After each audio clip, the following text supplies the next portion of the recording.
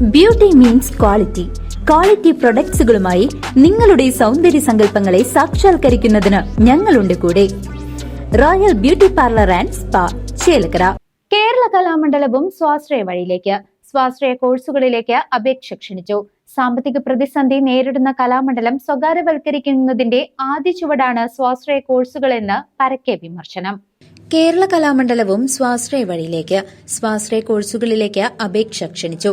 സാമ്പത്തിക പ്രതിസന്ധി നേരിടുന്ന കലാമണ്ഡലം സ്വകാര്യവൽക്കരണത്തിലേക്ക് ചുവടുവെക്കുന്നതിന്റെ ഭാഗമായാണ് സ്വാശ്രയ കോഴ്സ് എന്നാണ് വിമർശനം.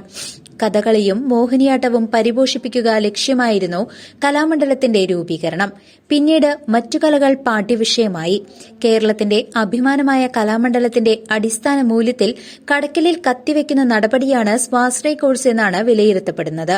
MPA, ഭരതനാട്യം, വയലിൻ എന്നീ സ്വാശ്രയ കോഴ്സുകളിലേക്കാണ് അപേക്ഷ ക്ഷണിച്ചത്.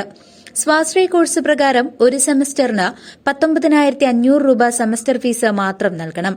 അനുബന്ധിച്ച് വേറെയും.